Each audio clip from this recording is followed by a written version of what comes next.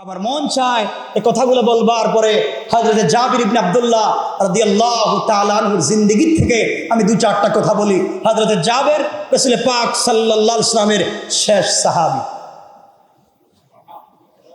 সাহাবী যার বাপের নাম হযরত আব্দুল্লাহ রাদিয়াল্লাহু তাআলা আনহু। হযরত জাবের আর তার বাপ রাসূল পাককে কতটুকু ভালোবাসতেন। হযরত জাবেরের কথা বললেই তো লম্বা হয়ে যায়, তার বাপের কথা বলি।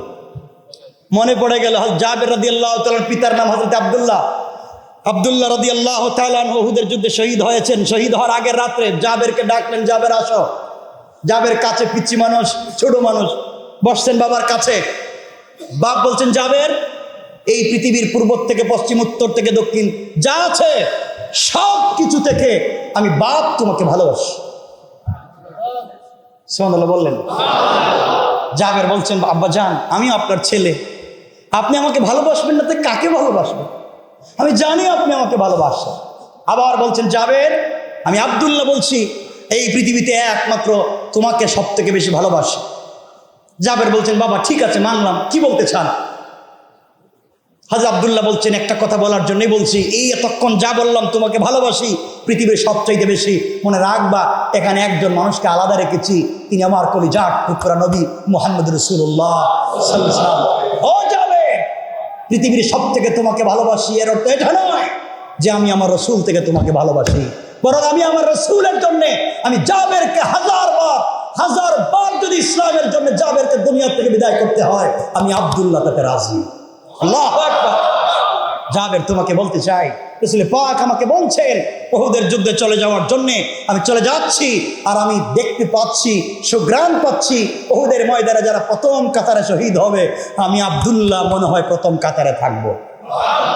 সুতরাং আমি মরে গেলে বাবার জন্য দোয়া কইরো, বোনদের সাথে ভালো ব্যবহার করবে, ফুফুদের খবর নিবে, আর আমি বাপ যে রাসূলের জন্য জীবন দিতে যাই, আমার চাইতে সে রাসূলকে বেশি ভালোবাসবে। সুবহানাল্লাহ বললেন না? আমার চাইতে সে রাসূলকে বেশি ভালোবাসবে। কথাগুলো লম্বা। হযরতে জাবের রাদিয়াল্লাহু তাআলা আনহুর বাপ হযরতে আব্দুল্লাহ যুদ্ধে চলে গেল। আমার বন্ধুগণ, যুদ্ধে যাওয়ার পরে দীর্ঘক্ষণ যুদ্ধ করলেন, শহীদ হয়ে গেলেন। শহীদ হয়ে যাওয়ার পরে কাফেরেরা হযরতে আব্দুল্লাহর লাশকে টুকরা টুকরা করে দিল। নাক কেটেছে, কান কেটেছে, হাত পা কেটে দিয়েছে, চিনা যায় না। হযরতে আব্দুল্লাহর লাশ পড়ে আছে, একত্রিত করা হলো। রাসূল পাক সাল্লাল্লাহু আলাইহি ওয়াসাল্লাম বললেন, কে এসেছে? সাহাবায়ে কেরাম বলতেন, ইয়া রাসূলুল্লাহ, আব্দুল্লাহর ছেলে জাবের এবং তার ফুফু এসেছেন, তাকে লাশ দেখানো যাবে না, ছোট্ট মানুষ, বাবার লাশ দেখলে কষ্ট পাবে। নবীজি বললেন, না না, তার বাপের লাশ দেখাও, তার বোনকেও ফুফুকেও লাশটা দেখাও। হযরত আব্দুল্লাহ রাদিয়াল্লাহু তাআলা আনহুর হাত পা সব একত্রিত করা হলো। হযরতে জাবের বাবার লাশ দেখলেন, এক ফোঁটা চোখের পানি পড়ে গেল। বোন তার ভাইয়ের লাশ দেখে হাউমাউ করে কাঁদতে লাগলেন। নবীজি ডাক দিয়ে বলল, ও সাহাবীরা, কার কান্নার আওয়াজ শোনা যায়? একজন মেয়ে মানুষের কান্নার আওয়াজ শোনা যায়, বলো কে? সাহাবায়ে কেরাম বলছেন, ইয়া রাসূলুল্লাহ, আব্দুল্লাহর বোন হাউমাউ করে কাঁদতেছে। নবীজি বলেন, সাহাবীরা, যতক্ষণ পর্যন্ত আব্দুল্লাহর লাশ এই জমিন থেকে উঠানো না হবে, ততক্ষণ পর্যন্ত আল্লাহ রহমতের হাজারো লাখো কোটি ফেরেশতা আমার আব্দুল্লাহর লাশকে ঘিরে তার জন্য রহমতের দোয়া করে করে বাতাস দিতে আছে। আল্লাহু আকবার। হযরতে জাবের বাবার লাশ দেখে হাউমাউ করে কাঁদতে লাগলেন। নবীজি আস্তে আস্তে করে জাবেরের কাছে গিয়ে জড়াইয়া ধরলেন, আর নবীজি জড়াইয়া জাবেরের কপালে চুম্বন করে বলছেন, জাবের, তুমি বাবার জন্য কান্না করো। কথা বলে আমার নবীজি তার হাত মুবারক জাবেরের মাথার উপরে রাখলেন আর বলেন, জাবের, এই মুহূর্তে তুমি আমার সঙ্গে বাড়িতে চলো। আজকের থেকে আমি আজকের থেকে ঘোষণা করলাম, হযরতে আয়েশা আজকের থেকে তোমার মা, আর আমি মুহাম্মদুর রাসূলুল্লাহ তোমার বাবা হয়ে গেলাম। আমার বন্ধুগণ, উহুদের প্রান্তরে আরেকজন সাহাবীর কবরের ভিতরে দুজনকে একত্রিত করে লাশ দাফন করা হলো, মাদফুন করে দেওয়া হলো। 6 মাস পরে হযরতে জাবের চিন্তা করলেন, বাবার লাশকে আলাদা করে ফেলি, একটা কবরে 2 জনের লাশ আলাদা করে ফেলি। 6 মাস পরে কবর খনন করলেন। আল্লাহু আকবার, কবর খনন করে দেখেন 6 মাস আগে বাবার লাশ যেভাবে কবরে রেখেছেন, একটা কানে একটু মাটি লাগা ছাড়া একটা শরীরের ভিতরে একটা মাটিও পড়ে না। আল্লাহু আকবার। এটা তো 6 মাসের কথা বললাম। 40 বছর পরে হযরতে মুআবিয়া রাদিয়াল্লাহু তাআলা আনহুর জামানায় যখন উহুদকে খনন করার প্রয়োজন পড়ল, খনন করতে যখন গেলেন, 40 বছর পরে আব্দুল্লাহ কবর যখন খনন করা হয়েছে, 40 বছর আগে যেইভাবে লাশ রেখে দেওয়া হয়েছে, নবীজির ভালোবাসার কারণে 40 বছর পরে লাশ এভাবেই কাফন সহ অক্ষত রয়ে গিয়েছে। আল্লাহু আকবার। কার কখন মৌত হবে এই কথা বলবার জন্য আমি সংক্ষেপ করে একটা ঘটনা বলে দিই। কখন কেমনে মৌত হবে আপনি আহারে, এই ছেলেটা যদি আজকে রাস্তায় না বাইরিত তাহলে মোটর সাইকেল অ্যাক্সিডেন্ট করতো না। আহারে, এই ছেলেটা যদি আজকে গাড়িতে না উঠতো এই ঝামেলায় পড়তো না। আজকে যদি সাঁতার কাটতে বুড়িগঙ্গায় না নামতো লাশ হয়ে বের হইতো না। আপনি এটা বলতে পারেন, আপনি বলতে পারেন রব কি বলেছে। আমার মুসলমান বন্ধুগণ, গভীর মনোযোগ। পয়গম্বর সুলাইমান আলাইহিস সালাতু ওয়াস সালামের জামানায় ঐতিহাসিক তথ্য মতে আমি আপনাদেরকে বলছি, পয়গম্বর সুলাইমান আলাইহিস সালাতু ওয়াস সালামের জামানায় আল্লাহ তাআলা এক গোলামকে নির্ধারিত করে দিলেন, তার মত অমুক জায়গায়, যেই দেশে তার মত, ধরেন তার মত চীন দেশে লেখা হলো, তার মত চীন দেশে লেখা। আজরাইল দৌড় দিলেন, ওখানে গিয়ে দেখলেন এই লোকটা নাই। সারা দেশ খুঁজলেন, মৃত্যুর মাত্র কয়েক মিনিট বাকি আছে, তাকে তো কোথাও খুঁজে পাওয়া যাচ্ছে না। কোথায় গেল? কোথাও তাকে খুঁজে পেলেন না। পুরা দেশ খুঁজলেন, এই নামে এই চেহারার কোনো লোক তো তার কাছে নাই। কারণ আল্লাহ তাআলা যার মত লিখে নিয়েছেন তার ছবি সহ, তার বাপ দাদার নাম সহ, সে কোথায় তাকে অস্থায়ী ঠিকানা স্থায়ী ঠিকানা লিখে তা আল্লাহ আজরাইলের কাছে দেন। আজরাইল খুঁজতে লাগলেন অস্থায়ী স্থায়ী ঠিকানা, কোন জায়গায় নেই, গেল কই? পুরো দেশের ভিতরে নাই। কিছুক্ষণ পরে তার মত। হঠাৎ করে ঘুরতে লাগলেন, ঘুরতে ঘুরতে ভিন্ন একটা দেশে চলে গেলেন। ওখানে গিয়ে দেখেন হযরত সুলাইমান আলাইহিস সালাতু ওয়াস সালাম নসিহত করতেছেন, ওয়াজ করতেছেন। তার সামনে সকল প্রাণীরা বসা, মানুষেরা বসা। তাকায়া দেখেন আজরাইল। আজরাইল তাকায়া দেখেন ওই জায়গায় লোকটা বসে আছে। কিছুই বললেন না, এমনি তো মাথা গরম, খুঁজে পাচ্ছেন না। এর মধ্যে দেখতেছেন ওয়াজ শুনতেছে, চিন্তা করতেছে, খুঁজে পাওয়া যাচ্ছে না। কিছুক্ষণ পরে তার মত, তার মধ্যে ওয়াজ শুনে হযরত আজরাইল তার সামনে এসে কিছুই বললেন না, তার চেহারার দিকে তাকালেন। লোকটা পরিশান হয়ে গেল, শরীর থেকে ঘাম ঝরতে লাগলো, কান্না শুরু করে দিল, হাউমাউ করে ময়দানের এদিক সেদিক ছোটাছুটি করতে লাগলো। এক পর্যায়ে সুলাইমানকে বলতে লাগলো, পয়গম্বর সুলাইমান, আল্লাহ তাআলা আপনাকে ক্ষমতা দিয়েছেন, আপনাকে বাদশাহী দিয়েছেন, আমাকে এই মুহূর্তে আপনি চীন দেশে পৌঁছায় দেন। আমি চীন দেশে চলে যেতে চাই। আপনার বাতাস, আপনার কথা শুনে, জিন্নাত কথা শুনে কয়েক সেকেন্ডের ভিতরে আপনি আমাকে ওখানে পৌঁছায় দেন। হযরত সুলাইমান আলাইহিস সালাতু ওয়াস সালাম তাকে সেখানে পৌঁছায় দিলেন। হযরত সুলাইমান দেখেন জিন্নাত এখানে ঘোরাঘুরি করলে, আজরাইল ঘোরাঘুরি করলে দেখা যায় না। কিছুক্ষণ পরে আবার আজরাইল হাজির। হযরত সুলাইমান ডাক দিয়া বলেন, আজরাইল, কিছুক্ষণ আগে তুমি এখানে ছিলে, এখন কোথায় গেলে?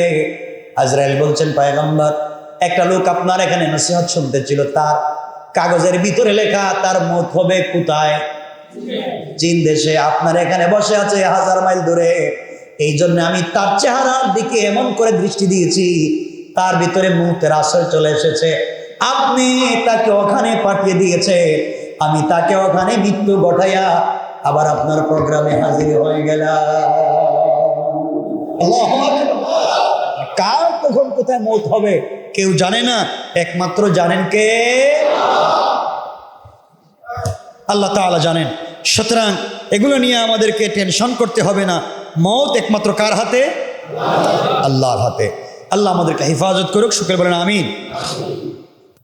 সুতরাং আজকে দুনিয়ার জমিনে চলবার পথে আমরা যে জিনিসগুলো বারবার দেখতে পাই, যে জিনিসগুলো আমাদেরকে বারবার কষ্ট দেয়, আজকে যদি আমরা আল্লাহর প্রতি অগাধ বিশ্বাস থাকতো, আল্লাহর প্রতি আমাদের ভালোবাসা থাকতো, তাহলে এই সমস্যাগুলা পৃথিবীর জমিনে হতে পারতো কথা বলেন, হতে পারতো হতে পারতো।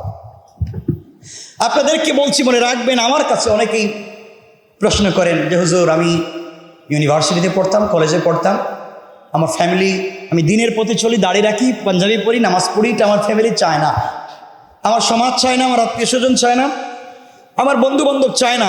এমত অবস্থায় আমরা কি করতে পারি, কেমনে চলতে পারি? হতে পারে না আপনি দিনের পথে চলেন, আপনাকে অনেকে ডিস্টার্ব করে, আপনি সালাত পড়েন, আপনি দিনের মতো করে চলতে চান, অনেকে এটা সুন্দর চোখে দেখছে না, আপনাকে খারাপ চোখে দেখছে। আপনাকে স্কুলে গেলে, ইউনিভার্সিটিতে গেলে, কলেজে গেলে এবং ফ্যামিলির সোসাইটিতে গেলে আপনাকে ভিন্ন চোখে দেখছে, হয় কি হয় না? হয়। আপনি এগুলো চিন্তিত হয়ে থাকেন। এমত অবস্থায় আমাদের করণীয় কি? আল্লাহ তাআলা তার প্রিয় হাবিব সাল্লাল্লাহু আলাইহি ওয়াসাল্লামকে বলেছেন, ওয়ালাকাদ না'লামু আন্নাকা ইয়াযীকু সাদরুকা বিমা ইয়াকুলুন। আল্লাহ বলছেন, আমি জানি যে আপনি তাদের কথাবার্তায় অনেক কষ্টে পড়ে গিয়েছেন, আমি জানি আপনি তাদের কথাবার্তা শুনে ব্যথিত হচ্ছেন, চিন্তিত হচ্ছেন। আমি নামাজ পড়ছি, আমাকে গালি দিচ্ছে, আমি পাঞ্জাবি পড়ছি, আমাকে চিৎকারি করছে, আমি দাঁড়িয়ে রেখেছি, আমাকে নিয়ে দুষ্টামি করা হচ্ছে, আমি লম্বা একটু সালাতে আসছি, তাহাজ্জুদের সালাত পড়ি, আমাকে নিয়ে ভিন্ন চিন্তা করছে আর বলছে এই লোকটাকে দিয়ে কি কিছু হবে না। রাসূলকে আল্লাহ তাআলা বলছেন, আপনি চিন্তা করবেন না, আপনি এমত অবস্থায় পড়ে গেলে আপনি ভয় পাবেন না। এমত অবস্থায় আপনি কি করবেন? আল্লাহ বলছেন, ফাসাব্বিহ বিহামদি রাব্বিকা ওয়া কুম মিনাস সাজিদিন। ফাসাব্বিহ বিহামদি রাব্বিক ওয়া কুম মিনাস সাজিদিন। আল্লাহ বলছেন, আপনি আপনার রবের প্রশংসায় বেশি বেশি করে তাসবিহ পাঠ করুন এবং সেজদাকারীদের অন্তর্ভুক্ত হয়ে যান।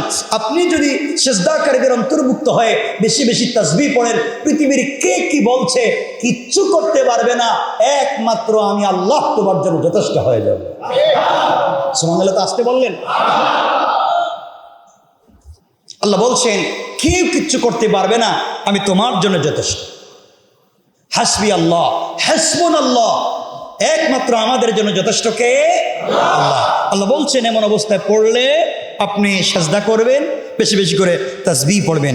এরপর আরেক জায়গায় আল্লাহ বলছেন, ফাসবির আলা মা ইয়াকুলুন ওয়াসাব্বিহ বিহামদি রাব্বিকা ক্বাবলা তুলুইশ শামসি ওয়া ক্বাবলা গুরুবিহা। আল্লাহ রাব্বুল ইজ্জত ওয়াল জালাল বলছেন, যারা আপনাকে মিথ্যাভাবে অপমান করতে চায়, আপনাকে কষ্ট দিতে চায়, আপনাকে অপমানজনক কথাবার্তা বলছে, আপনার দিলে কষ্ট লাগে, আপনার রাস্তায় চলতে গেলে চিৎকারি করে, বন্ধু বান্ধব আপনাকে কষ্ট দেয়, আপনি তাদের কষ্টে আপনি ব্যথিত হবেন না। আল্লাহ বলছেন, আপনার কাজ হচ্ছে ফাসবির, আপনি ধৈর্য ধারণ করুন, আপনি ধৈর্য ধারণ করুন। ওয়াসাব্বিহ বিহামদি রাব্বিকা, এবং আপনি কি করবেন? বেশি বেশি করে তাসবিহ পড়বেন। কখন? আল্লাহ রাব্বুল ইজ্জত ওয়াল জালাল বলছেন, আপনি সূর্য উদয়ের পূর্বে এবং সূর্যাস্তের পূর্বে আপনার প্রতিপালকের প্রশংসা তাসবিহ পড়ুন। আল্লাহ বলছেন সূর্য উদয়ের পূর্বে, বললেন না, সূর্য উদয়ের এবং সূর্যাস্তের। কি বলতে চাইলেন? আল্লাহ রাব্বুল ইজ্জত ওয়াল জালাল বলছেন, তুমি যদি সূর্য উদয়ের পূর্বে এবং সূর্যাস্তের পূর্বে এই দুই টাইমে বেশি বেশি করে তাসবিহ পড়ো, আল্লাহর প্রশংসা করো, পৃথিবীর কেউ নাই আমি ছাড়া তোমার ক্ষতি করতে পারবে। আর এটা কোরআনের আয়াত, সূরা তাহা, আর আগে যেটা পড়ছি সূরা হিজর। আল্লাহ বলছেন, আপনি যদি সূর্য উদয়ের পূর্বে, এর মানে কি? ফজরের টাইমে। কখন? হ্যাঁ, সূর্য উদয়ের পূর্বে এবং সূর্যাস্তের পূর্বে, মাগরিব এবং আসরের মধ্যখান সময়, মাগরিব এবং আসরের মধ্যখান সময়ে এবং ফজরের সময়ে যদি বেশি বেশি করে তাসবিহ পড়ো, আল্লাহ বলছেন পৃথিবীতে এমন কোনো ক্ষমতা নাই আমি ছাড়া তোমার ক্ষতি করতে পারে। আল্লাহু আকবার বললেন না? আজকে আমি আপনাদেরকে যে কথাগুলো বলছি, আগে 4টা আমলের কথা বলছি, 4টা কথা বলছি। 1 নম্বর আয়াতে আল্লাহ বলছেন দুটাকে ভয় করতে হবে, একমাত্র আল্লাহকে, কিয়ামতের দিনকে। দুটা জিনিস থেকে বেঁচে থাকতে হবে, শয়তানের ধোঁকা থেকে। দুনিয়ার দোকান থেকে। এরপরে 5টা কথা বলেছি। এই ধোঁকাবাজি আমাদেরকে ধ্বংস করে দেয়। আমাদেরকে মনে রাখতে হবে আমাদের কিয়ামত কোন দিন হবে, কখন হবে কে জানেন? মায়ের পেটের ভিতরে কি আছে কে জানেন? বৃষ্টি কখন হবে কে জানেন? আগামীকালকে কি খাবো কে জানেন? কে কখন কোথায় মরবে কে জানেন? আল্লাহ বলছেন আপনি টেনশন করবেন না, আপনি শুধু বিশ্বাস করেন আমার উপরে, আর সবর করেন, তাসবিহ পড়েন, সালাত পড়েন। সূর্য উদয়ের পূর্বে, সূর্যাস্তের পূর্বে আপনি আমার উপরে বেশি বেশি করে তাসবিহ পড়েন। আল্লাহ বলছেন পৃথিবীর কেউ নাই যে আপনার ক্ষতি করতে পারে। সুবহানাল্লাহ, একটু জোরে বলবেন না?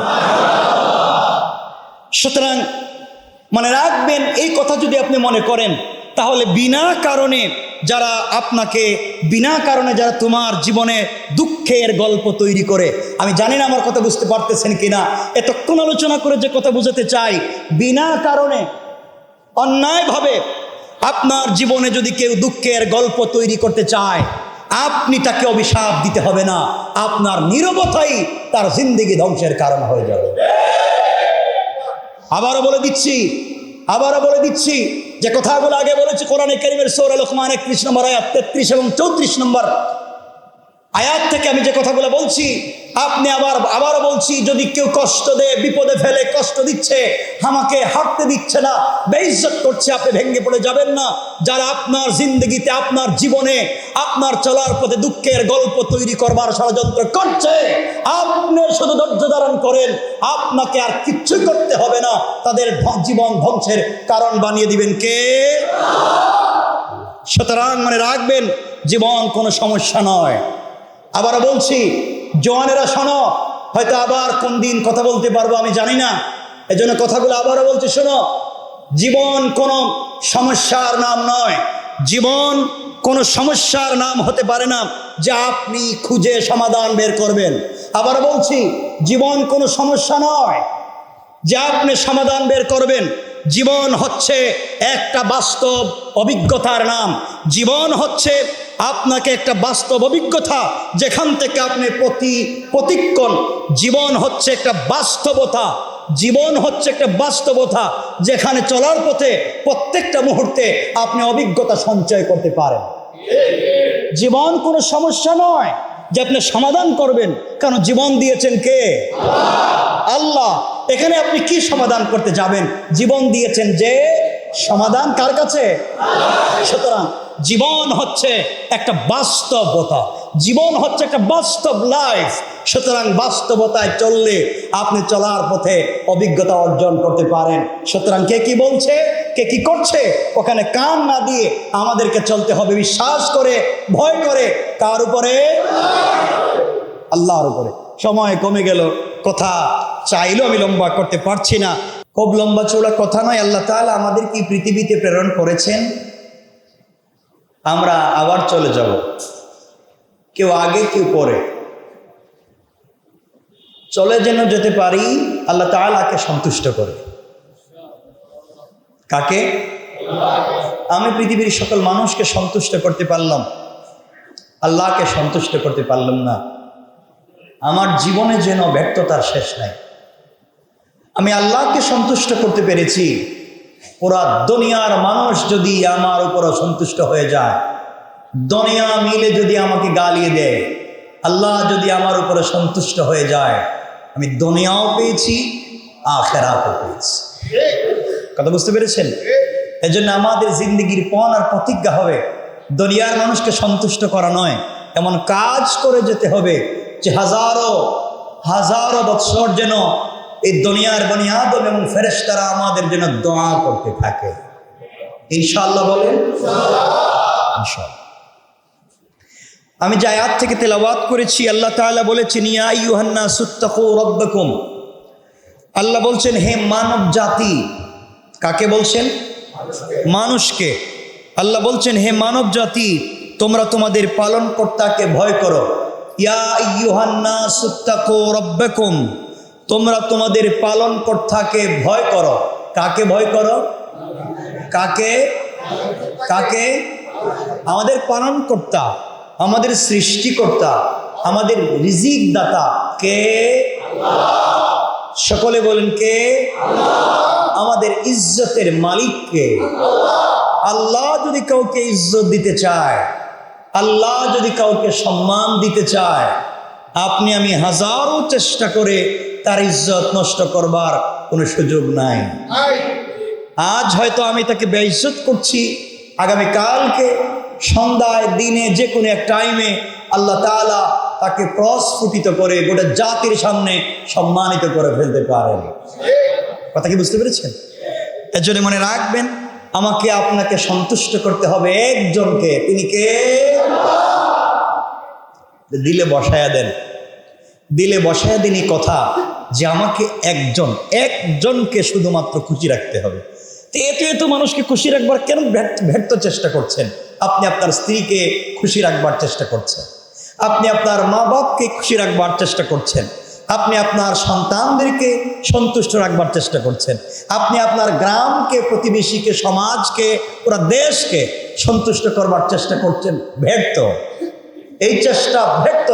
এ তো হাজারো হাজারো ভিন্ন তরিকার, ভিন্ন কৌশলের, ভিন্ন চিন্তার, ভিন্ন আদর্শের, কত জাতির মতের মানুষকে আপনি খুশি রাখবার চেষ্টা করছেন।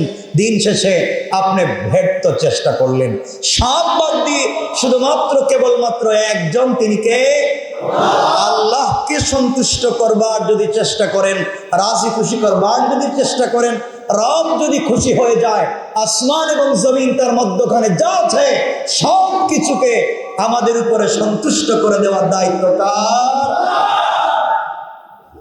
এজন্য এই যুগে অনেক আল্লাহর ওলি আছেন যারা জীবন যৌবন বিসর্জন করে শুধু একজনকে খুশি করতে চেয়েছেন। তিনি কে? সুতরাং আল্লাহ তাআলা বলছেন, হে মানব জাতি, তোমরা তোমাদের পালনকর্তাকে ভয় করো। তাহলে আমরা এক কথায় ভয় করব কাকে? না আমাকে, না দুনিয়ার কোনো দায়িত্বশীল বিশাল বড় ক্ষমতার মালিক তাকে? কাকে? আল্লাহকে। এরপর আল্লাহ রব্বুল ইজ্জত ওয়াল জালাল বলছেন, ওয়াখশাউ ইয়াওমান লা ইয়াজজি ওয়ালিদুন আন ওয়ালাদি, এবং তোমরা ভয় করো এমন দিনকে। এক নম্বরে ভয় করো আমাকে, এবং এমন দিনকে তোমরা ভয় করো যেই দিন যখন পিতা পুত্রের কোনো কাজে আসবে না এবং পুত্র পিতার কোনো কাজে আসবে না। ওই দিন কোন দিন? সবাই বললেন না? শেষ বিচারের দিন। এই দিন কোন দিন? শেষ বিচারের দিন, যেদিন বিচারকের আসনে বসবেন কে? একমাত্র আল্লাহ তাআলা বসবেন বিচারকের আসনে। ওই দিন আপনার পক্ষে দাঁড়াবার মতো কোনো উকিল থাকবে না, পয়সা দিয়ে আপনার পক্ষে কথা বলাবার মতো লোক পাবেন না। আজকে পয়সা দিলে সাক্ষী দেওয়ার লোক পাবেন, আজকে পয়সা দিলে আপনার পক্ষে কথা বলবার মতো লোক পাবেন। কিয়ামতের দিন যখন আল্লাহ হবেন বিচারপতি, একমাত্র কিয়ামতের দিনের, আখিরাতের দিনের শেষ বিচারের প্রধান বিচারপতি একমাত্র আল্লাহ। আপনাকে আমাকে তার সামনে হিসাব দিতে হবে। ওই দিন তোমার আমার পক্ষে কেউ থাকবে না। সুতরাং দুনিয়ার মানুষের পিছনে ব্যর্থ চেষ্টা না করে করতে হবে কার পিছনে? আল্লাহর পিছনে। কারণ ওই দিন সবকিছু বাইরে হয়ে যাব। আপনি কার প্রতি জুলুম করছেন আর কার প্রতি জুলুম করেন নাই, কার সাথে বেইনসাফি করেছেন, কার সাথে নাফরমানি করেছেন, শয়তানি করেছেন, কার অধিকার নষ্ট করেছেন, কাকে অনাধিকার চর্চা করবার সুযোগ দিয়েছেন, সব কিছু ওই দিন বের হয়ে যাবে। আল্লাহ বলছেন, যেদিন বের হয়ে যাবে ওই দিন পিতা তোমার পুত্রের কাজে আসবে না, পুত্র পিতার কোনো কাজে আসবে না। সুতরাং ওই দিনকে ভয় করো দুনিয়ায় জীবিত থাকতে। যতক্ষণ পর্যন্ত তোমারও কাফন হয় নাই, যতক্ষণ পর্যন্ত তোমার লাশের জানাজা হয় নাই, হায়াতে জিন্দেগি বাকি আছে, সুযোগ আছে। এখনো ভালো হয়ে যাও, এখনো ভালো হয়ে যাও। ভালো যদি না হও, কিয়ামতের দিন রবের সামনে দাঁড়ান লাগবে। কার সামনে? আল্লাহর সামনে। এরপরে আল্লাহ রব্বুল ইজ্জত ওয়াল জালাল বলছেন, ইন্না ওয়াদাল্লাহি হক। আল্লাহ বলছেন, নিঃসন্দেহে আল্লাহর ওয়াদা সত্য, তিনি যে ওয়াদা করেছেন তা সত্য। তিনি ওয়াদা করেছেন যারা তাকে ভয় করবে তাদেরকে জান্নাত দিবেন। তিনি ওয়াদা করেছেন দুনিয়ায় যারা শ্রেষ্ঠ কাজ করবে, পৃথিবীর শ্রেষ্ঠ কাজ হচ্ছে খায়রুকুম মান তাআল্লামাল কোরআন ওয়া আল্লামা, যারা কোরআন জানে, কোরআন জানায়, দ্বীনের তাফসীর করে আর শোনায়, এরা হচ্ছে পৃথিবীর সব থেকে শ্রেষ্ঠ।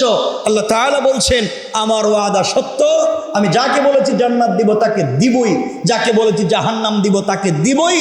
দুনিয়ার জমিনে বেইনসাফি করলে তার হিসাব আমাকে দিতে হবে, তাও সত্য, মিথ্যা কথা বলেন। আপনারা যদি কারোর প্রতি জুলুম করেন, দুনিয়ায় কেউ ধরতে পারলো না, কে আছেন? আমি যদি কারোর প্রতি জুলুম করে ফেলি, কেউ ধরতে পারলো না, কে ধরবেন? আপনার কাছে ক্ষমতা আছে, আপনার কাছে বিশাল দায়িত্ব আছে, আপনার কাছে বিশাল শক্তি আছে, আপনি শক্তির বল প্রয়োগ করে আপনি অন্যায় করে ফেলবেন, কেউ ধরবে না। আওয়াজ করে বলেন। আল্লাহ বলছেন ইন্না ওয়াদাল্লাহি হক, আল্লাহ বলছেন আমার ওয়াদা সত্য। ফালা তাগুররান্নাকুম কুমুল হায়াতুদ দুনিয়া ওয়ালা ইয়াগুররান্নাকুম বিল্লাহিল গুরুর। আল্লাহ রাব্বুল ইজ্জত ওয়াল জালাল বলছেন তোমরা ভালো করেই জানো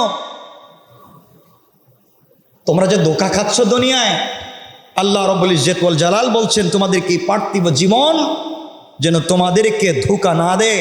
কোনোভাবেই যেন দুনিয়ার মোহ, দুনিয়ার ক্ষমতা, দুনিয়ার জৌলস, দুনিয়ার ইজ্জত সম্মান, দুনিয়ার এই আকাম কুকাম আর কুকীর্তি, এই সমস্ত যেন তোমাদেরকে ধোঁকা না দেয়। আল্লাহ সম্পর্কে শয়তান যেন তোমাদেরকে প্রতারিত না করে। আল্লাহ রাব্বুল ইজ্জত ওয়াল জালাল ভালো করেই বুঝে বললেন, আল্লাহ বলছেন ওয়ালা ইয়াগুররান্নাকুম বিল্লাহিল গরুর। আল্লাহ বলছেন শয়তানও যেন তোমাদেরকে ধোঁকা না দেয়, দুনিয়া যেন তোমাদেরকে ধোঁকা না দেয়। আল্লাহ বুঝাতে চাইলেন দুনিয়াও ধোঁকা দিতে পারে, শয়তানও ধোঁকা দিতে। আল্লাহ বলছেন চারটা বিষয়। এক নাম্বার ভয় করতে হবে কাকে? সবাই বললেন না। দুই নাম্বার ভয় করতে হবে বিচারের দিবসকে, কিয়ামতের দিনকে। তাহলে কোরআনের এই আয়াতের দুটো অংশের প্রথম অংশে দুটো কথা। এক নম্বর আল্লাহ রাব্বুল ইজ্জত ওয়াল জালাল বলছেন ইয়া আইয়ুহান নাস ইত্তাকু রাব্বাকুম, তোমরা ভয় করো কাকে? আল্লাহকে। দুই নম্বর বলছেন ওয়াখশাউ ইয়াওমান লা ইয়াজজি, এমন একটা দিনকে ভয় করো যেদিন পিতা পুত্রের, পুত্র পিতার কাজে আসবে না। ওই দিন কোন দিন? বিচারের দিন। তাহলে আয়াতের অংশে আল্লাহ বলছেন এক নম্বর ভয় করো আল্লাহকে, দুই নম্বর ভয় করো কিয়ামতের বিচারের হাসরের দিনকে। দুই, এই আয়াতের প্রথম অংশের দুটো কথা, দ্বিতীয় অংশ দুটো কথা বলেছেন। আল্লাহ বলছেন খবরদার, আমি যে তোমাদেরকে বললাম আমাকে ভয় করো, বিচারের দিনকে ভয় করো, খবরদার দুনিয়া যেন তোমাদেরকে ধোঁকা না দেয়, দুনিয়া যেন তোমাদেরকে আমাকে ভুলিয়ে না দেয়, দুনিয়ার লোভ ও লালসা জৌলস যেন তোমাদেরকে ধোঁকা না দেয়। এবং আমি ভয় পাচ্ছি তোমাদেরকে এই শয়তান যেন ধোঁকা না দেয়। আজ আমরা দুনিয়ার ধোঁকায় এবং শয়তানের ধোঁকায় পড়ে আল্লাহকে ভুলে বসে আছি, ঠিক কিনা বলে? তাহলে আমরা কোরআনে কারীমের 21 নম্বর পারার 31 নম্বর সূরা লোকমানের 33 নম্বর আয়াতে চারটা বিষয় পাইলাম। কয়টা? এটা মনে থাকবে তো আপনাদের? কয়টা? এক নাম্বার, কথা বলেন না। আচ্ছা, আপনাকে একজন 5,000 টাকা দিয়েছে, ধরেন আমাকে দিয়েছে, আমাকে। আপনাদের কথা বললে এবার রাগ করতে পারেন, নিজের কথাই বলি। আমাকে দিয়েছে কয় হাজার দিয়ে, বলছে আপনাদের একজনের বিরুদ্ধে সাক্ষী দিতে।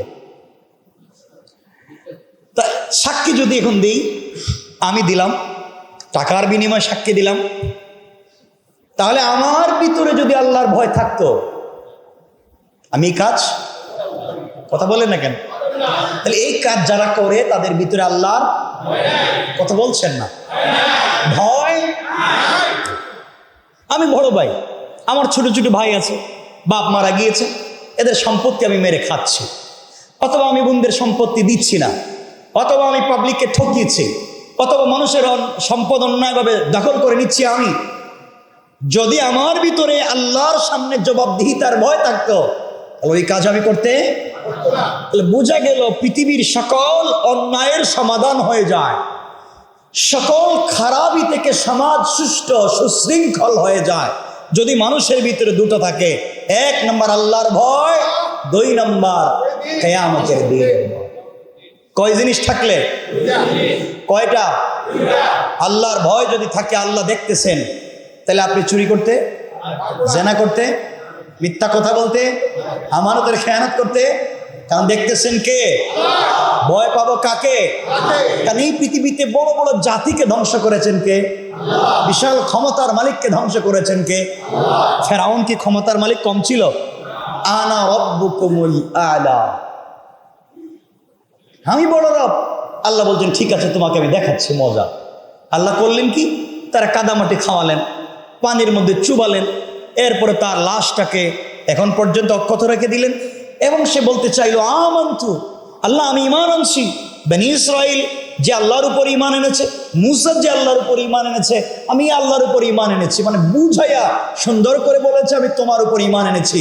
আল্লাহ বলছেন আল-আন, এখন তো আইল ভাঙ্গে পানি ঢুকে গেছে। কথা বললেন না কেন? এখন তো পানি ঢুকে গেছে, এখন আর তওবা করার সুযোগ নাই। বোঝা গেল আল্লাহ ধরে ফেলবার আগে, আল্লাহ আটকায়া ফেলবার আগে তওবা করতে হবে। ইনশাআল্লাহ বললেন না? ইনশাআল্লাহ। সুতরাং দুহাত জোর করে বলছি, আমরা জীবনে বহুত নাফরমানি করছি, অন্যায় করেছি, অনাচার করেছি, খেয়ানত করেছি, আমরা সময় নষ্ট করেছি, বেইনসাফি করেছি। আমরা আর করব না। আমরা আজকের থেকে ভালো হয়ে যাব। আমরা একমাত্র ভয় করব কাকে? সবাইকে তার তার হক, বাবার হক বাবাকে, আমরা সবাইকে ভালোবাসি। একজন বলে আমি যদি সবাইকে ভালোবাসি তা আমার স্ত্রীকে ভালোবাসি, আমার মাকে ভালোবাসি, এটা কেমন কথা হলো? সবাইকে ভালোবাসতে হবে। সবার স্টেজ কিন্তু এক জায়গা না, সবার জায়গা কিন্তু একটা না। স্ত্রীকে স্ত্রীর মতো করে ভালোবাসবেন, মাকে মায়ের মতো করে ভালোবাসবেন, বাপকে বাপের মতো করে, সন্তানকে সন্তানের মতো করে, পরিবারকে পরিবারের মতো করে, যাকে যেভাবে যতটুকুন ভালোবাসবার কথা আমরা ততটুকুন সেভাবেই বাসবো ইনশাআল্লাহ। তাহলে আমরা 1 নাম্বার আল্লাহকে ভয় করব, 2 নাম্বার কিয়ামতের দিনকে ভয় করব, আর ধোঁকা খাবো না 2 জিনিসে। এক জিনিস দুনিয়া, এক জিনিস দুনিয়ার ধোঁকায় পড়ে যায়। 24টা ঘন্টা দুনিয়া নিয়ে চিন্তা করি, আখেরাতের চিন্তা করার আমাদের সময় নাই, আখেরাতকে চিন্তা করার সময় আমাদের থাকে না। আমরা দুনিয়ার গাড়ি বাড়ি মিল ফ্যাক্টরি কলকারখানা, 24টা ঘন্টা শেষ। ঘুম থেকে উঠেই দোকানের হিসাব শুরু, ব্যাংকে যাওয়া লাগবে, টাকা জমা দেওয়া লাগবে, টাকা উঠাতে হবে, আমাকে মাল সাপ্লাই করতে হবে, আমাকে এখন ইনপুট এক্সপোর্ট করতে হবে, আমাকে এখন ফ্যাক্টরিতে যেতে হবে, ইন্ডাস্ট্রিতে যেতে হবে। এই চিন্তাই শেষ। কিন্তু চিন্তা চলতে চলতে যদি আল্লাহ আমাকে ধরে ফেলেন, কোনো চিন্তাই করতে দিবেন না। ঠিক আছে তো ইনশাল্লাহ? এর জন্য খুশি রাখতে হবে কাকে? আল্লাহ যদি খুশি থাকেন, দেখেন মুসা আলাইহিস সালামের কাছে আল্লাহ পাঠাইছেন আজরাইল রে, যাও নিয়ে আসো। আল্লাহ খুশি ছিলেন মুসার প্রতি, আজরাইলের থাপ্পড় দিছিলেন, একথা আপনারা জানেন। আল্লাহ বলছেন মুসা এটা করলা কি? আল্লাহ এটা কোনো কথা হইল? কোনো কথা নেই, বার্তা নেই, এসে আমার নিয়ে যেতে চাই। আল্লাহ বলছেন এক কাজ করো, তাহলে আমিও তোমাকে খুব ভালোবাসি, আর ভালোবাসলে কাছে রাখতে চাই। তুমি যদি পৃথিবীতে বেঁচে থাকতে চাও, তাইলে তুমি এই পৃথিবীর সব থেকে দামি একটা বকরির যে পাল আছে, পাল সমান তাদের শরীরে যেই লুম আছে, পশম আছে, এই পরিমাণ হায়াত তোমাকে দিব, তুমি বেঁচে থাকো। তিনি বলছেন আল্লাহ এরপরে কি হবে? বলে এরপরেও লুম শেষ, পশম শেষ, তোমার জিন্দগির হায়াত শেষ, আশা লাগবে। আল্লাহ শেষ দিন শেষে তো আশাই লাগবে, আশা লাগবে। আল্লাহ এভাবেই ভালোবাসতে চান। আমরা সামনের দিকে কথা বলবো। সুতরাং এই আয়াতে কয় জিনিস পাইলাম? এরপরে আয়াত আল্লাহ রাব্বুল ইজ্জত ওয়াল জালাল আমাদের আকীদা, আমাদের বিশ্বাস সম্পর্কে আল্লাহ পরিষ্কার ধারণা দিতে চান। বান্দারে দুনিয়ার জমিনে বিশ্বাস নষ্ট করতে দেওয়া যাবে না। কোন বিশ্বাসে পড়ে ঈমান নষ্ট হয়ে যাবে? আল্লাহ রাব্বুল ইজ্জত ওয়াল জালাল বলছেন যে বিশ্বাসগুলো ঈমান নষ্ট হয়, ওই বিশ্বাসগুলোর দিকে আল্লাহ নিয়ে যেতে চাচ্ছেন। এরপরে আয়াতে আল্লাহ বললেন ইন্নাল্লাহা ইনদাহু ইলমুস সাআহ ওয়া ইউনাজ্জিলুল গায়স ওয়া ইয়ালামু মা ফিল আরহাম ওয়া মা تدري نفس ماذا تكسب غدا ওয়ামা তাদরি নাফসুম বিআই আরদিন তামুত ইন্নাল্লাহা আলিমুন খাবীর। আল্লাহ রাব্বুল ইজ্জত ওয়াল জালাল বলেন, মুসলমানেরা, দুনিয়াবাসী, আল্লাহ রাব্বুল ইজ্জত ওয়াল জালাল জানায়া দিলেন, দুনিয়ার মুসলমানেরা শোনো, নিশ্চয়ই আল্লাহর কাছে কিয়ামতের জ্ঞান রয়েছে। আল্লাহ রাব্বুল ইজ্জত ওয়াল জালাল বলছেন, ইন্নাল্লাহা ইনদাহু ইলমুস সাআ, নিশ্চয় আল্লাহর কাছে কিয়ামতের দিনের জ্ঞান রয়েছে। দুনিয়ার জমিনে মানুষ কিয়ামতের দিনকে নিয়ে বিভ্রান্ত করতে পারে, তোমাদেরকে ভুল পথে পরিচালিত করতে পারে। কিয়ামতের দিন বলতে কিচ্ছু নাই বলতে পারে, কিয়ামতের দিন সম্পর্কে দশা তৈরি করতে পারে, আর বলতে পারে ক্ষমতা আমার, শক্তি আমার, প্রভাব আমার, যা মন চায় করতে পারি। কিয়ামত হবে কিনা, আল্লাহ আমাকে পাবেন কিনা, এই কথা মানুষের মন্তরের ভিতরে চলে আসতে পারে, সন্দেহ তৈরি হতে পারে। সুতরাং তুমি আল্লাহ তাআলা বলছেন জানিয়ে দিতে পারেন যে দুনিয়ার জমিনে কিয়ামত কখন হবে, কিয়ামত কোন দিন হবে, কিয়ামত কেমনে হবে, পৃথিবীর কেউ জানে না, একমাত্র জানেন কে? দুনিয়ার জমিনে কোনো পীর, কোনো মাশায়েখ, কোনো ওলিয়া উলিয়া, আমার বাবা, আমার দাদা, কেউ যদি বলে অমুক দিন কিয়ামত হবে, আজকে হবে, কালকে হবে, আগামী বছর হবে, এই কথা যদি বলে সম্পূর্ণ মিথ্যা কথা। কারণ আল্লাহ বলছেন, এই জ্ঞান পৃথিবীর কোন সৃষ্টির কাছে আমি দেখি নাই, এই জ্ঞান একমাত্র আছে কার? এই দিনকে আল্লাহ তাআলা গোপন রেখেছেন। এরপরে আল্লাহ রাব্বুল ইজ্জত ওয়াল জালাল বলছেন, ওয়ায়ুনাজ্জিলুল গায়স, কোন দিন কোথায় বৃষ্টি হবে, কখন কখন কোথায় কতক্ষণ বৃষ্টি হবে, কখন কোথায় বৃষ্টি বর্ষণ হবে কেউ জানে না। কোন দিন কোথায় ভূমিকম্প হবে কেউ জানে না। কোন দিন কোথায় প্লাবন হবে, বন্যা হবে কেউ জানে না। গত বছর সিলেটে বন্যা হলো নাকি, আর এই বছরে চট্টগ্রামে বন্যা হলো। সুতরাং কখন কোথায় হবে কেউ জানে না, কখন কোথা থেকে ভূমিকম্প হবে কেউ জানে না। আল্লাহ রাব্বুল ইজ্জত ওয়াল জালাল বলছেন, ওয়ায়ুনাজ্জিলুল গায়স, এই জ্ঞান আমি আল্লাহ কাউকে দেই নাই, কখন কোথায় কেমনে বৃষ্টি হবে কেউ জানেন না, একমাত্র জানেন কে? আল্লাহ রাব্বুল ইজ্জত ওয়াল জালালের পরে বললেন, ওয়ায়ালামু মা ফিল আরহাম, মায়ের পেটের ভিতরে কি আছে, গর্ভাশয়ে কি আছে, পৃথিবীর কেউ জানে না, একমাত্র জানেন কে? আল্লাহ রাব্বুল ইজ্জত ওয়াল জালাল বললেন, পেটের ভিতরে ছেলে না মেয়ে, মেয়ে না ছেলে, নাকি ছেলে মেয়ে, নাকি টুইন বেবি আছে, কেউ জানে না, একমাত্র জানেন কে? আপনারা বলবেন তো এখন তো এক্সরে করার মাধ্যমে দেখা যায়, বিভিন্ন পরীক্ষার মাধ্যমে দেখা যায়, দেখা যায় না? বিভিন্ন পরীক্ষা করে দেখা যায় পেটে কি আছে। আল্লাহ রাব্বুল ইজ্জত ওয়াল জালাল বললেন, যখন আমি একটা স্ট্রাকচার তৈরি করে দেই, হাত পা তৈরি করে দেই, তখন বুঝতে পারো, অনেকেই ভুলও বুঝে, একটা দেখছে আর একটা হইছে। আল্লাহ বলেন, মেশিনে তারা দেখাইছে যখন আমি স্ট্রাকচার তৈরি করে দিলাম, কিন্তু যখন কোনো স্ট্রাকচার ছিল না, যখন বাবার পিঠ থেকে নির্গত হওয়া, সবেগে নির্গত হয় এক ফোঁটা নাপাক পানি, যখন মায়ের রেহেমের ভিতরে যায়, পৃথিবীর কোনো মেশিন বলতে পারবে না এই পেটের ভিতরে কি আছে, একমাত্র জানেন কে? আল্লাহ বলছেন, এই বিশ্বাসগুলো তোমাদের জানা লাগবে, রাখা রাখবে। এই বিশ্বাসগুলায় যদি তোমাদের ভুল হয়, ঈমান থাকবে না।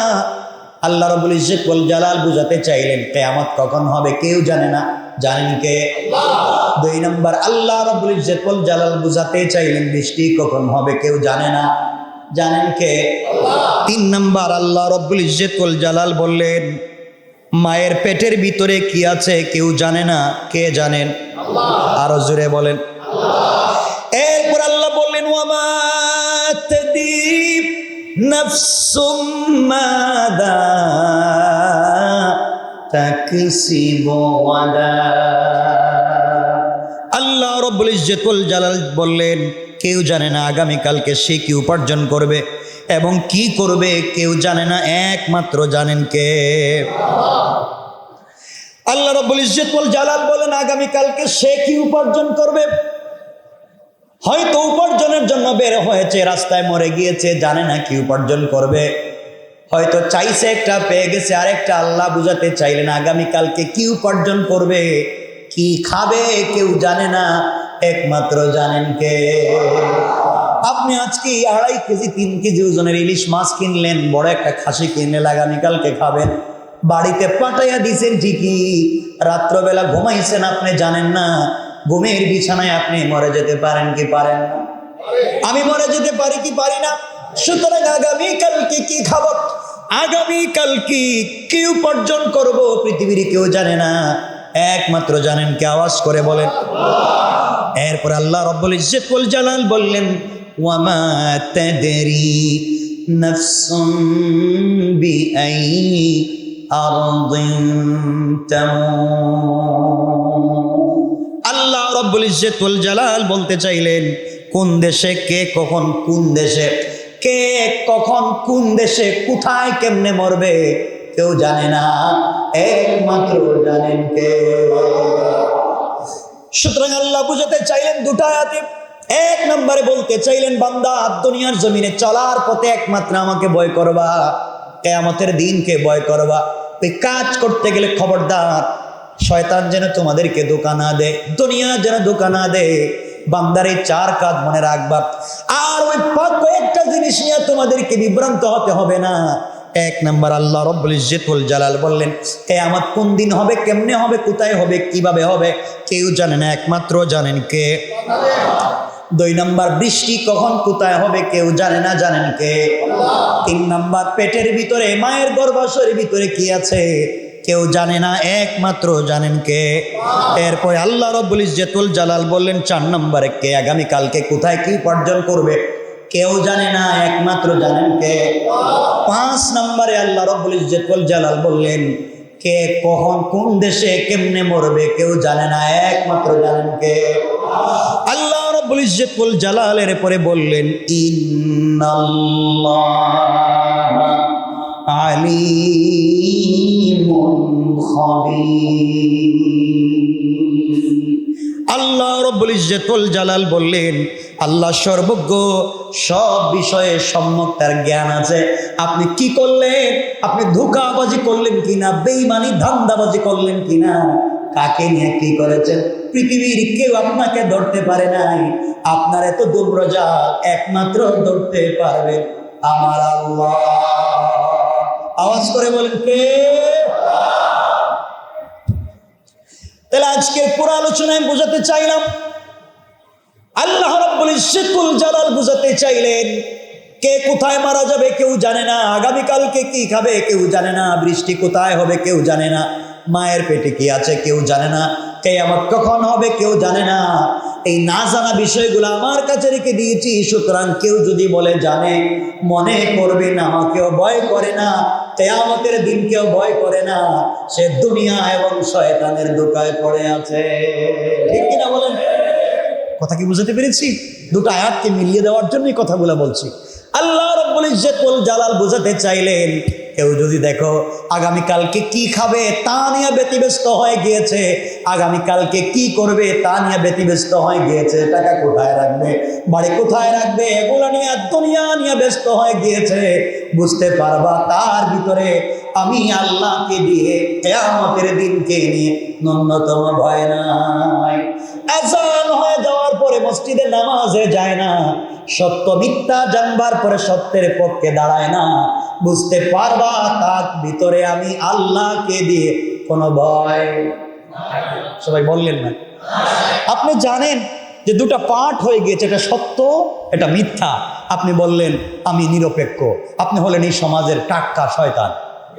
কথা বলেন না কেন? আপনি জানেন যে এটা সত্য এটা মিথ্যা, আপনি বলছেন আমি নিরপেক্ষ, মানে আপনি অরিজিনাল শয়তান।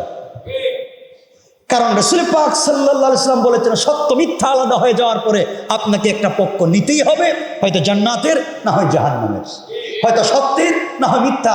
আপনি বলেন আমি মাঝখানে, আর কিছু আছে মাঝখানে? আপনারা কিছু বললেন, আসতে বললেন যে কিছু আছে আর নাই, আপনাকে একটা পার্ট নিতেই হবে। আপনি বললেন আমি সত্যের পক্ষেও নাই মিথ্যার পক্ষেও নাই। ফেরেশতারা বলবে আপনি কোন পার্টে ছিলেন? তাহলে আমি কোনো পার্টে ছিলাম না, তাহলে আপনি কাছাকাছি আসেন। এজন্যে সত্য এবং মিথ্যার জন্য লড়াই হবে, আপনাকে একটা বেছে নিতে হবে। আমি বলছি না আপনাদেরকে আপনারা মিথ্যার পক্ষে যাইয়েন না, আমি বলছি না আপনাদেরকে সত্যের পক্ষে থাকবেন না, আমি শুধু আপনাদেরকে বলছি রাসূল পাক সাল্লাল্লাহু আলাইহি ওয়াসাল্লাম তার জিন্দেগিতে সাহাবায়ে কেরাম, তাবেঈন, তাবেঈন, আইম্মা মুজতাহিদিন, সালফে সালেহিন, আকাবিরে দ্বীন, উলামায়ে মুতাকাদ্দিমিন, মুতাআখিরিন, আসফিয়ায়ে কেরাম পৃথিবীতে চলবার পথে যখন সত্য এবং মিথ্যার লড়াই হয়েছে, তার জীবন যৌবন বিসর্জন করে অস্তিত্বকে ধ্বংস করে সত্যের পক্ষে ছিল। আমি বলতে চাইলাম রাসূল পাক থেকে নিয়ে আমাদের আকাবির আসলাফ পর্যন্ত তারা সত্যের পক্ষে ছিলেন। আপনার কাছে দুটা পথ যদি আসে, সত্য এবং মিথ্যা দুটা পথ আসে, আমি আপনাদেরকে আসলাফের পথ দেখিয়ে দিলাম, আপনারা সত্যের পক্ষে থাকবেন। রব বলেছেন যদি না থাকে বুঝতে পারবা হয়তো তাকে দুনিয়া ধোঁকা দিয়েছে, আর না হয় নাফরমান শয়তান ধোঁকা দিয়েছে। কথা কি বুঝতে পেরেছেন? তাহলে আমরা এই আলোচনা থেকে বুঝতে পারলাম আমাদেরকে ধোঁকা দেয় কয় জিনিস। আপনারা আসতে বললে আমি কষ্ট পাবো। দুই জিনিস ধোঁকা দেয়। এক নাম্বার দুনিয়া, এক নাম্বার দুনিয়া, দুই নাম্বার শয়তান। শয়তান এই দুটো জিনিস আমাদেরকে ধোঁকা দিতে পারে। আল্লাহ আমাদেরকে হেফাজত করুক, বলেন আমিন। আমাদের সময় কমে গেল। কার কখন মৌত হবে এই কথা বলবার জন্য আমি সংক্ষেপ করে একটা ঘটনা বলে দিই। কখন কেমনে মৌত হবে আপনি আহারে, এই ছেলেটা যদি আজকে রাস্তায় না বাইর হইতো তাহলে মোটর সাইকেল অ্যাক্সিডেন্ট করতো না। আহারে, এই ছেলেটা যদি আজকে গাড়িতে না উঠতো এই ঝামেলায় পড়তো না। আজকে যদি সাঁতার কাটতে বুড়িগঙ্গায় না নামতো লাশ হয়ে বের হইতো না। আপনি এটা বলতে পারেন, আপনি বলতে পারেন রব কি বলেছে। আমার মুসলমান বন্ধুগণ গভীর মনোযোগ। পয়গম্বর সুলাইমান আলাইহিস সালাতু ওয়াস সালামের জামানায় ঐতিহাসিক তথ্য মতে আমি আপনাদেরকে বলছি, পয়গম্বর সুলাইমান আলাইহিস সালাতু ওয়াস সালামের জামানায় আল্লাহ তাআলা এক গোলামকে নির্ধারিত করে দিলেন তার মত অমুক জায়গায়, যেই দেশে তার মত, ধরেন তার মত চীন দেশে লেখা হলো, তার মত চীন দেশে লেখা। আজরাইল দৌড় দিলেন, ওখানে গিয়ে দেখলেন এই লোকটা নাই। সারা দেশ খুঁজলেন, মৃত্যুর মাত্র কয়েক মিনিট বাকি আছে, তাকে তো কোথাও খুঁজে পাওয়া যাচ্ছে না, কোথায় গেল? কোথাও তাকে খুঁজে পেলেন না, পুরা দেশ খুঁজলেন, এই নামে এই চেহারার কোন লোক তো তার কাছে নাই। কারণ আল্লাহ তাআলা যার মত লিখে দিয়েছেন তার ছবি সহ, তার বাপ দাদার নাম সহ, সে কোথায় তাকে অস্থায়ী ঠিকানা স্থায়ী ঠিকানা লিখে তা আল্লাহ আজরাইলের কাছে দেন। আজরাইল খুঁজতে লাগলেন অস্থায়ী স্থায়ী ঠিকানা কোন জায়গায় নেই, গেল কই? পুরো দেশের ভিতরে নাই। কিছুক্ষণ পরে তার মত। হঠাৎ করে ঘুরতে লাগলেন, ঘুরতে ঘুরতে ভিন্ন একটা দেশে চলে গেলেন। ওখানে গিয়ে দেখেন হযরত সুলাইমান আলাইহিস সালাতু ওয়াস সালাম নসিহত করতেছেন, ওয়াজ করতেছেন। তার সামনে সকল প্রাণীরা বসা, মানুষেরা বসা। তাকায়া দেখেন আজরাইল। আজরাইল তাকায়া দেখেন ওই জায়গায় লোকটা বসে আছে, কিছুই বললেন না, এমনি তো মাথা গরম, খুঁজে পাচ্ছেন না। এর মধ্যে দেখতেছেন ওয়াজ শুনতেছে, চিন্তা করতেছে, খুঁজে পাওয়া যাচ্ছে না। কিছুক্ষণ পরে তার মত, তার মধ্যে ওয়াজ শুনে হযরত আজরাইল তার সামনে এসে কিছুই বললেন না, তার চেহারার দিকে তাকালেন। লোকটা পরিশান হয়ে গেল, শরীর থেকে ঘাম ঝরতে লাগলো, কান্না শুরু করে দিল, হাউমাউ করে ময়দানের এদিক সেদিক ছোটাছুটি করতে লাগলো। এক পর্যায়ে সুলাইমানকে বলতে লাগলো, পয়গম্বর সুলাইমান, আল্লাহ তাআলা আপনাকে ক্ষমতা দিয়েছেন, আপনাকে বাদশাহী দিয়েছেন, আমাকে এই মুহূর্তে আপনি চীন দেশে পৌঁছায় দেন। আমি চীন দেশে চলে যেতে চাই। আপনার বাতাস, আপনার কথা শুনে, জিন্নাত কথা শুনে কয়েক সেকেন্ডের ভিতরে আপনি আমাকে ওখানে পৌঁছায় দেন। হযরত সুলাইমান আলাইহিস সালাতু ওয়াস সালাম তাকে সেখানে পৌঁছায় দিলেন। হযরত সুলাইমান দেখেন জিন্নাত এখানে ঘোরাঘুরি করলে, আজরাইল ঘোরাঘুরি করলে দেখা যায় না। কিছুক্ষণ পরে আবার আজরাইল হাজির। হযরত সুলাইমান ডাক দিয়া বলেন, আজরাইল, কিছুক্ষণ আগে তুমি এখানে ছিলে, এখন কোথায় গেলে? আজরাইল বলছেন, পয়গম্বর, একটা লোক আপনার এখানে নসিহত শুনতে ছিল, তার কাগজের ভিতরে লেখা তার মত হবে কোথায়? চীন দেশে। আপনার এখানে বসে আছে 1000 মাইল দূরে। এই জন্য আমি তার চেহারার দিকে এমন করে দৃষ্টি দিয়েছি, তার ভিতরে মুহূর্তের আশ্রয় চলে এসেছে। আপনি তাকে ওখানে পাঠিয়ে দিয়েছে, আমি তাকে ওখানে মৃত্যু ঘটাইয়া আবার আপনার প্রোগ্রামে হাজির হয়ে গেলাম। আল্লাহু আকবার। কার কখন কোথায় মৌত হবে কেউ জানে না, একমাত্র জানেন কে? আল্লাহ তাআলা জানেন। সুতরাং এগুলো নিয়ে আমাদেরকে টেনশন করতে হবে না। মৌত একমাত্র কার হাতে? আল্লাহর হাতে। আল্লাহ আমাদেরকে হেফাজত করুক, শুকর বলেন আমিন। সুতরাং আজকে দুনিয়ার জমিনে চলবার পথে আমরা যে জিনিসগুলো বারবার দেখতে পাই, যে জিনিসগুলো আমাদেরকে বারবার কষ্ট দেয়, আজকে যদি আমরা আল্লাহর প্রতি অগাধ বিশ্বাস থাকতো, আল্লাহর প্রতি আমাদের ভালোবাসা থাকতো, তাহলে এই সমস্যাগুলা পৃথিবীর জমিনে হতে পারতো না। কথা বলেন, হতে পারতো না? হতে পারতো। আপনাদেরকে বলছি, মনে রাখবেন, আমার কাছে অনেকেই প্রশ্ন করেন যে হুজুর, আমি ইউনিভার্সিটিতে পড়তাম, কলেজে পড়তাম, আমার ফ্যামিলি, আমি দিনের প্রতি চলি, দাড়ি রাখি, পাঞ্জাবি পরি, নামাজ পড়ি, এটা আমার ফ্যামিলি চায় না, আমার সমাজ চায় না, আমার আত্মীয় স্বজন চায় না, আমার বন্ধু বান্ধব চায় না। এমত অবস্থায় আমরা কি করতে পারি, কেমনে চলতে পারি? হতে পারে না আপনি দিনের পথে চলেন, আপনাকে অনেকে ডিস্টার্ব করে, আপনি সালাত পড়েন, আপনি দিনের মতো করে চলতে চান, অনেকে এটা সুন্দর চোখে দেখছে না, আপনাকে খারাপ চোখে দেখছে। আপনাকে স্কুলে গেলে, ইউনিভার্সিটিতে গেলে, কলেজে গেলে এবং ফ্যামিলির সোসাইটিতে গেলে আপনাকে ভিন্ন চোখে দেখছে। হয় কি হয় না? হয়।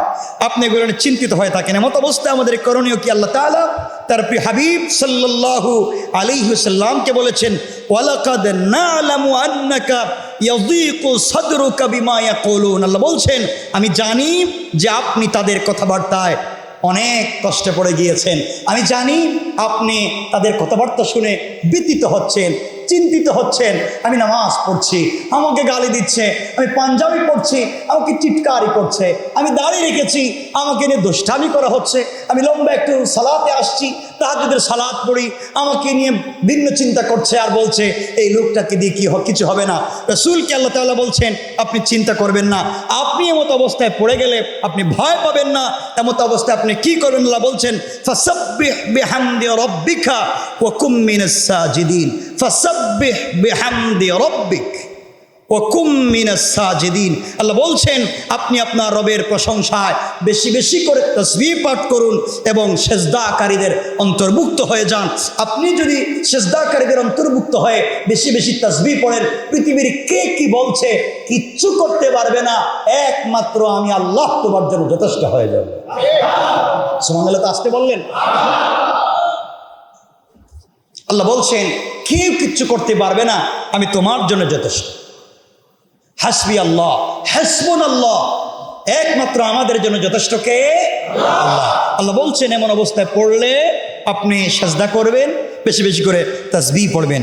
এরপর আরেক জায়গায় আল্লাহ বলছেন, ফাসবির আলা মা ইয়াকুলুন ওয়াসাব্বিহ বিহামদি রাব্বিকা ক্বাবলা তুলুইশ শামসি ওয়া ক্বাবলা গুরুবিহা।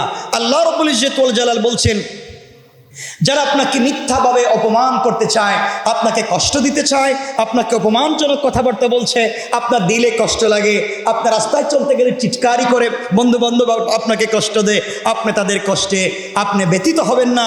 আল্লাহ বলছেন, আপনার কাজ হচ্ছে ফাসবির, আপনি ধৈর্য ধারণ করুন, আপনি ধৈর্য ধারণ করুন। ওয়াসাব্বিহ বিহামদি রাব্বিকা, এবং আপনি কি করবেন?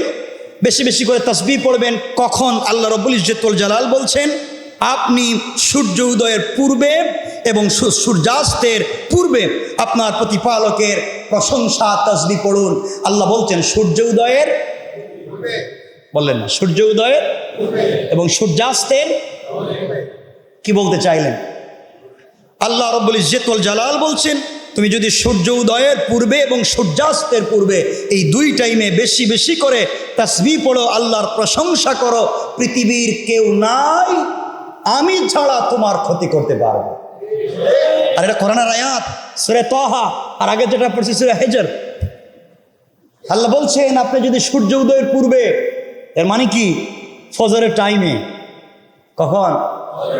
হ্যাঁ, সূর্য উদয়ের পূর্বে এবং সূর্যাস্তের পূর্বে, মাগরিব এবং আসরের মধ্যখান সময়, মাগরিব এবং আসরের মধ্যখান সময়ে এবং ফজরের সময়ে যদি বেশি বেশি করে তাসবিহ পড়ো, আল্লাহ বলছেন পৃথিবীতে এমন কোনো ক্ষমতা নাই আমি ছাড়া তোমার ক্ষতি করতে পারে। আল্লাহু আকবার বললেন না? আজকে আমি আপনাদেরকে যে কথাগুলো বলছি, আগের 4টা আমলের কথা বলছি, 4টা কথা বলছি। 1 নম্বর আয়াতে আল্লাহ বলছেন দুটাকে ভয় করতে হবে, একমাত্র আল্লাহকে, কিয়ামতের দিনকে।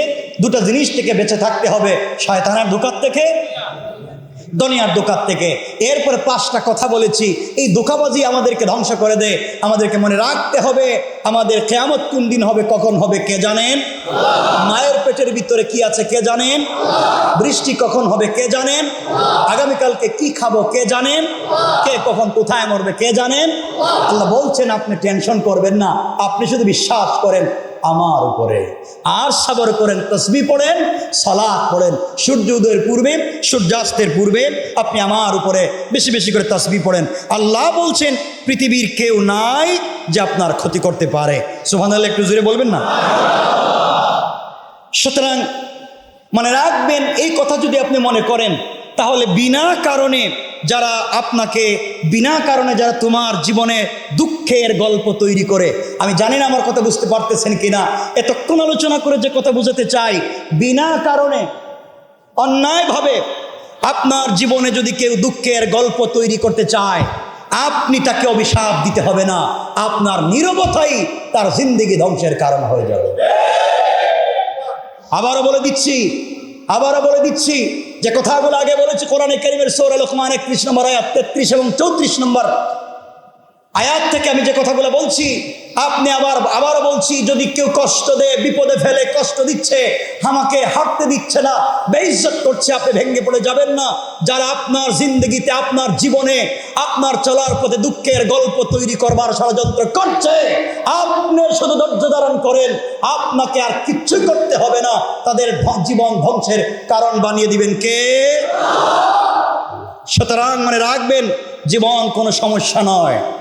আবার বলছি, জওয়ানেরা শোনো, হয়তো আবার কোন দিন কথা বলতে পারবো আমি জানি না, এজন্য কথাগুলো আবারও বলছি, শোনো, জীবন কোনো সমস্যার নাম নয়। জীবন কোনো সমস্যার নাম হতে পারে না যা আপনি খুঁজে সমাধান বের করবেন। আবার বলছি, জীবন কোনো সমস্যা নয় যা আপনি সমাধান বের করবেন। জীবন হচ্ছে একটা বাস্তব অভিজ্ঞতার নাম।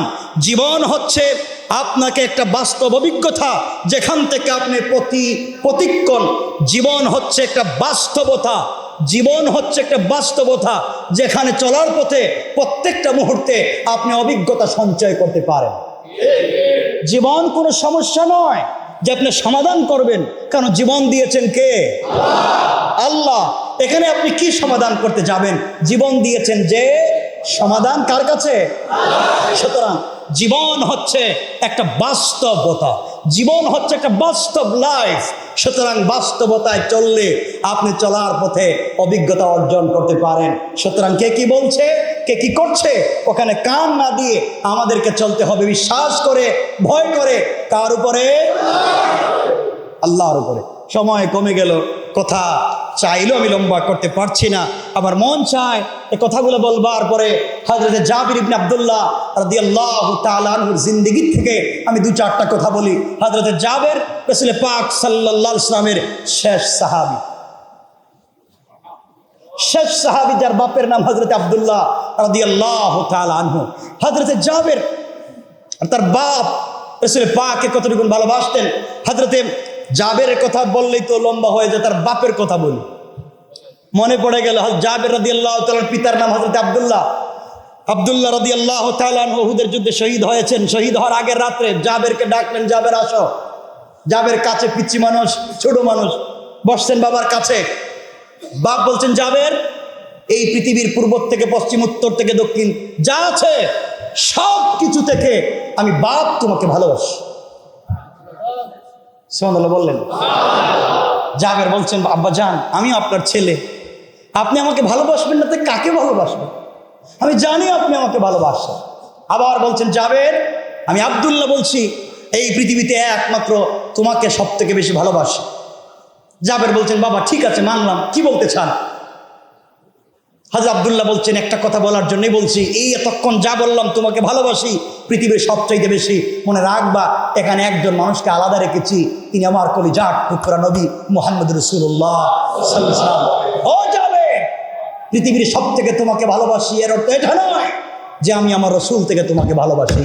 বরং আমি আমার রাসূলের জন্য আমি জাবেরকে হাজার বার যদি ইসলামের জন্য জাবেরকে দুনিয়া থেকে বিদায় করতে হয়, আমি আব্দুল্লাহ তাতে রাজি। আল্লাহু আকবার।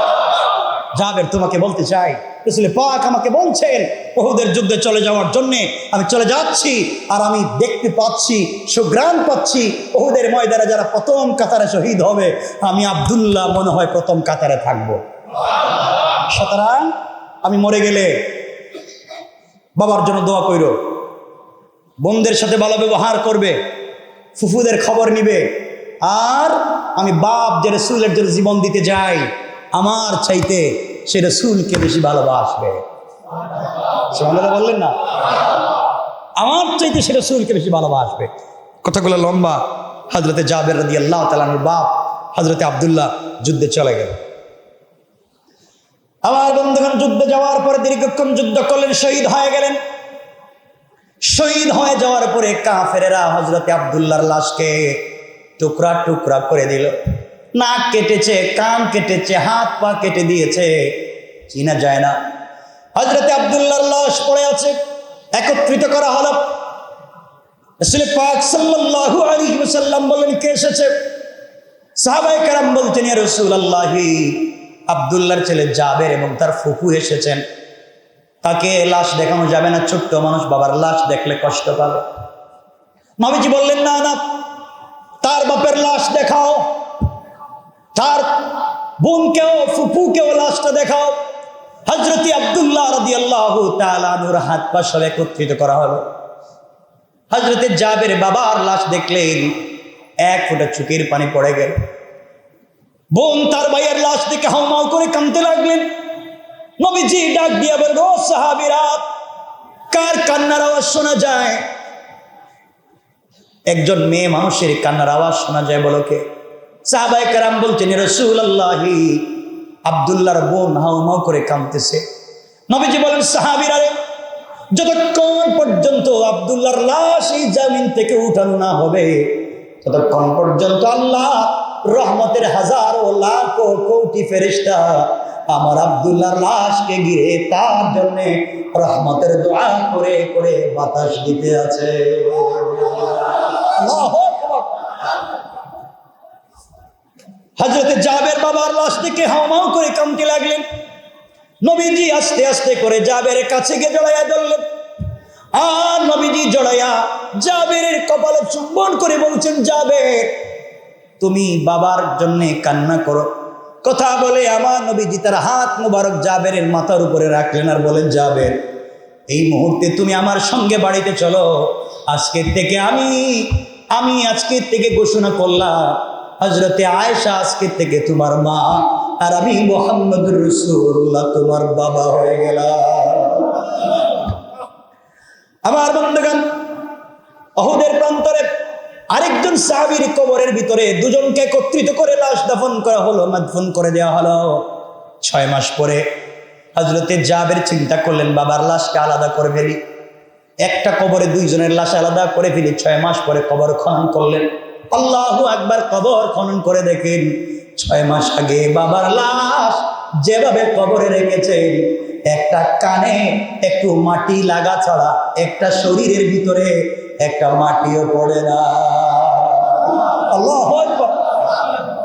এটা তো 6 মাসের কথা বললাম। 40 বছর পরে হযরতে মুআবিয়া রাদিয়াল্লাহু তাআলা আনহুর জামানায় যখন উহুদকে খনন করার প্রয়োজন পড়লো, খনন করতে যখন গেলেন, 40 বছর পরে আব্দুল্লাহ কবর যখন খনন করা হয়েছে, 40 বছর আগে যেইভাবে লাশ রেখে দেওয়া হয়েছে, নবীজির ভালোবাসার কারণে 40 বছর পরে লাশ এভাবেই কাফন সহ অক্ষত রয়ে গিয়েছে।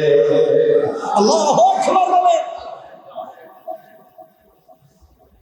তারা রাসূলকে কেমন ভালোবাসতেন, আল্লাহকে কতটুকু ভালোবাসতেন, আর সেদিকে যেতে চাই না। আব্দুল্লাহর কথা বহুত লম্বা। এরপরে হযরতে জাবেরের সঙ্গে রাসূলের অনেক স্মৃতি আছে, কথা বলতে চাইছিলাম এগুলা। জিন্দেগির শেষ জিন্দেগির স্মৃতি জাবেরের সঙ্গে, যেহেতু জাবের ছোট ছিলেন, খন্দকের যুদ্ধে রাসূলের সঙ্গে ছিলেন, রাসূলের পেটে পাথর ছিল, জাবের কি করেছিলেন। এরপরে 74 হিজরিতে যখন হাজ্জাজ ইবনে ইউসুফ খলিফা বাদশাহ হয়ে গেল, তখন তাদের উপরে কি হয়েছিল হাজ্জাজের মাধ্যমে। 78 হিজরিতে তিনি যখন ইন্তেকাল করেন তখন কি অবস্থান হয়েছিল, কি করেছিলেন, সে কথাগুলো অনেক লম্বা, আমি আর সেদিকে যেতে চাই না। আপনারা আমার জন্য দোয়া করবেন, আমি আপনাদের জন্য দোয়া করতে চাই। কথা যতটুকুন বলেছি আজকে আশা করি মনে থাকবে ইনশাআল্লাহ। মনে থাকবে না আপনাদের? মনে থাকবে না? কয়টা কথা বলেছি? প্রথমে কয়টা কথা বললেন না? আমি সর্বমোট কথা বলেছি 9টার একটা 10টা। কয়টা?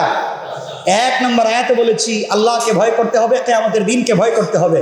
ওই আয়াতের দ্বিতীয় অংশ বলেছি শয়তান এবং দুনিয়া থেকে ধোঁকা থেকে বাঁচতে হবে। শেষ আয়াতে বলছি 5টা। 1 নম্বর, কিয়ামত কখন হবে কেউ জানে না, জানেন কে? মায়ের পেটে কি আছে জানেন কে? বৃষ্টি কোথায় হবে জানেন কে? আগামীকালকে কি খাবো জানেন কে? কে কোথায় মরবো জানেন কে? সব কিছু বলে যে কথা বলতে চাইলাম, আমাদের অন্তরে যদি রাসূল পাক সাল্লাল্লাহু আলাইহি ওয়াসাল্লামের বিশ্বাস, রাসূল ইসলামের প্রতি ভালোবাসা এবং আল্লাহর প্রতি অগাধ বিশ্বাস থাকে, আল্লাহ বলছেন পৃথিবীর কে তোমাকে কি কে বললো এগুলো জানবার দরকার নাই। সূর্যাস্তের পূর্বে এবং সূর্য উদয়ের পূর্বে বেশি বেশি করে তাসবিহ পড়ো, পৃথিবীর সব তোমার বিরুদ্ধে চলে গেল, বাঁচিয়ে রাখবেন কে? আল্লাহ আমাদের হেফাজত করুন।